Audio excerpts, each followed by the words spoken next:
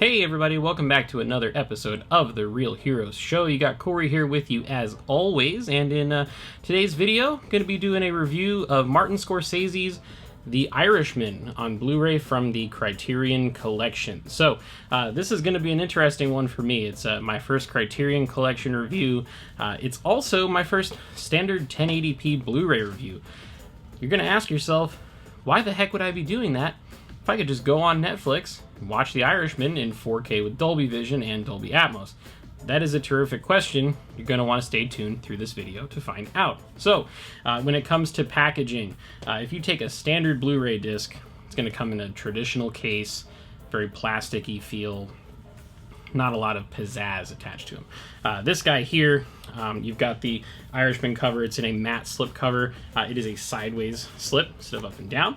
And then you have a trifold here. So you've got Robert De Niro on one end, you've got Joe Pesci on another, you've got a little booklet in here we'll talk about in a moment, Al Pacino, and then this guy folds out to reveal your two discs. So you have the standard Blu-ray here, which is on disc 1. That is going to contain the entire 3.5 hour very long film.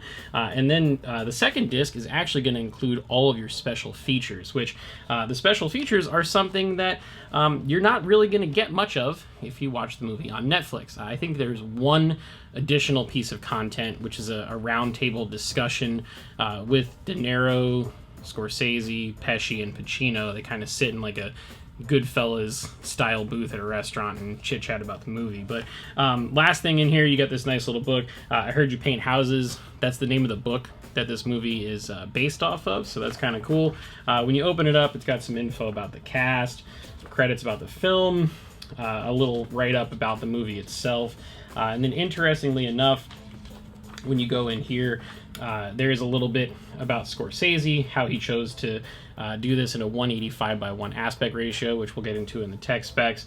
It is a 4K scan, 35mm original camera negative, all sorts of fun stuff in here. And if you're a film fan, you know, and you like extra stuff, like who doesn't like stuff that you can litter up your shelves with and probably never touch again after you looked at it the first time? That's me in a nutshell. I like all that stuff. So packaging wise, I think this one's really cool. Excited to buy some more Criterion discs in the not so distant future, just because of that fact. So getting into tech specs, this movie was filmed and released in 2019. It has a 4K master off the original 35mm camera negative, which I mentioned before. However, this disc is only 1080p. It is not a 4K disc. The Criterion Collection does not do that yet. There are rumors suggesting they might do it soon. Hearing that Citizen Kane might get a 4K release, or Mulholland Drive, or another classic film from the Criterion Collection. Who knows? The film is at a 185 aspect ratio, so it will fill up most of your television. You'll have little teeny tiny black bars on top and bottom, but nothing like something that's a 235, like a Marvel movie or a Star Wars film, that you got the thick black bars on top and bottom. This one, even though it is only a 1080p Blu-ray, it is presented in Dolby Atmos, so you do have an atmospheric audio track, which is pretty cool. Oh, and then, like I should mention, the film is also shot combination film and digital. So you've got 35mm film for parts of it, and then for any scenes that involve the relatively controversial de-aging that's in the film, those were all shot using digital cameras because they had to do some pretty extreme trickery to capture all of their faces in 3D and then render with CGI to make them look 30 years younger, or sometimes in Robert De Niro's case even younger than that, off of an actor who's, you know, clearly 60s, 70s, up there in age for sure. So not a review of the film. The film is, some people like it, some people hate it. I'm a huge fan of it. I think that every time I've seen it, I've enjoyed it more, which is pretty cool. It is a very long watch, 3.5 hours. It's a pretty epic one. That's what happens when a director has full creative control over what they're doing. Netflix came in at the last minute, purchased the film, the production, distribution on it, and pretty much let Scorsese go nuts. Gave him carte blanche to do whatever he wanted. turned into a 3.5 hour long movie. So getting into the video on it, this is where it gets really interesting because, like I said at the top of the video, this is on Netflix. It's in 4K. It's in Dolby Vision with HDR. This is a standard Blu-ray. It's only 1080p. There's no HDR. There's no Dolby Vision. Why the heck would you want to watch it this way? I'll tell you why. To my eye, it looked better than the Netflix stream. Yes, I was flipping back and forth between my Apple TV 4K and my 4K Blu-ray player. When I had this disc in, I was on Netflix on one, the disc on the other, comparing shots. The Netflix stream is a little bit brighter than the Blu-ray, and that is probably because of the Dolby Vision and the HDR. And in certain scenes, it might be a tiny bit sharper. However, the 1080p Blu-ray completely blew me away. I was in shock by how sharp a lot of the shots were. Individual threads of clothing on all their very fancy suits they wear. De Niro wears a leather jacket in the beginning. There's a ton of detail in there. Close-ups on faces, individual strands of hair. Just really amazing looking, considering that the source is 4K because it came from a 4K scan, but it's still on only a 1080p disc, and it still looked just beautiful. It was breathtaking at some points. I thought it was really incredible. The blacks were very inky and dark, which I thought were a little bit better than the Netflix stream. The Netflix stream looked like the blacks were elevated a little bit and almost had kind of a grayish feel. And with a movie like this that's really moody, and it's Scorsese, it's a cinema. It's not a theme park ride, as he likes to say when it comes to Marvel films. You want that. You want it to have that almost noir kind of look. It's a gangster film. Some of these darker scenes, you've got really dark alleyways and cities with really bright, colorful neon, and they just pop and contrast off of each other. It just has a really filmic presentation. It looks really beautiful, and I could not be more satisfied with the way that goes. Not to get too nerdy on it, but when you get into bitrate, when you are streaming on Netflix, they probably cap out at like 25 megabits per second on the streaming quality of the bitrate. I spot checked a few times on the 1080p disc, and it was hitting 35, 40, 45 on the bitrate. So pretty good stuff there. Obviously that means you're going to have less compression artifacts, less banding because you're not relying on a stream. And as long as you have power, you're going to get the best possible off of that disc. Whereas when you're watching it on Netflix, you are going to rely on the strength of your internet connection. So if somebody else in the house is playing PS5 or flipping through Instagram or whatever, that's all going to deteriorate from that. And depending on how strong your connection is, you may not have the same presentation as what you get on the disc. So for me, giving this one a solid 8.5 out of 10. I would have absolutely loved to see this get a 4K physical release. Maybe somewhere down the road it will, with the rumors of Criterion doing it.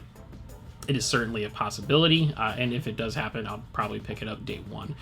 Moving into the audio, this is a Dolby Atmos track, so contrary to popular belief, just because it's on Blu-ray doesn't mean that it's restricted to a traditional 5.1. This does have an Atmos soundtrack, probably the same one that is streaming on Netflix. However, bitrate is again one of those things that is going to just completely destroy audio on a stream off of something like Netflix, where you're going to get the full quality off the disc. So again, on Netflix, I think the number that it maxes out at is only 760 kilobits per second.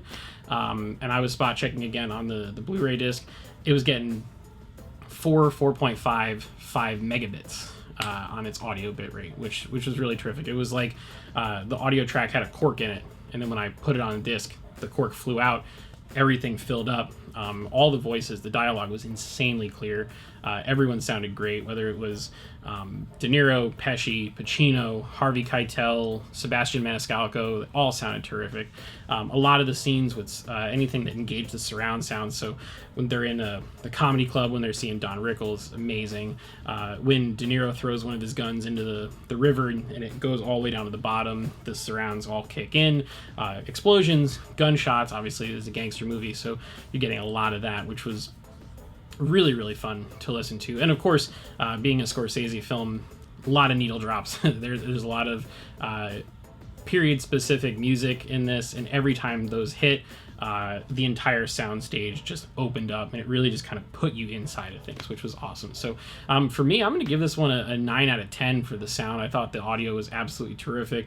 Not a super atmospheric Dolby Atmos track. I think the only time I really heard an overhead effect was one scene where a plane was landing, kind of came over your head and landed in front of you. But outside of that, it's not really that type of movie. It's not aliens and space wizards fighting out in different multiverses. So again, a solid 9 out of 10 for me on that one. Is this worth picking up, I guess, is the final question. I think so. I am a physical media convert over the last year and change.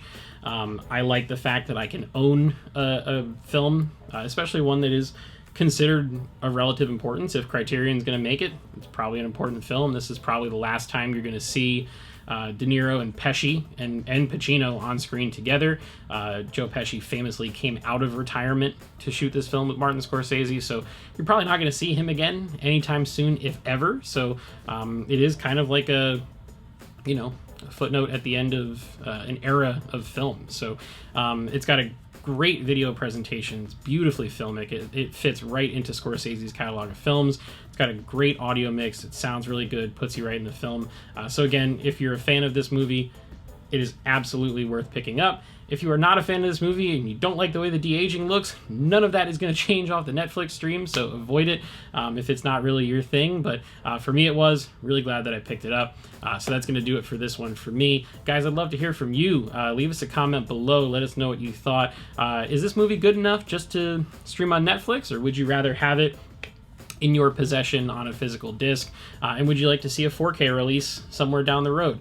And as always, you can support this channel by liking this video, subscribing to the channel, turning on your notifications, and sharing with your friends, which you can do all of those things absolutely free of charge, and we really appreciate the support. So make sure to stay tuned next week. Nick's got a solo video of a review of an anime series on Netflix. I'll have another 4K release sometime in the week. There is no Loki to review, sadly, so we're going to have to figure out some stuff to talk about. But Ted Lasso comes out on Friday, and you can bet your bottom dollar that we'll be reviewing that on the channel as well. So make sure to stay tuned for all those things, and until next time, see you guys in the next video.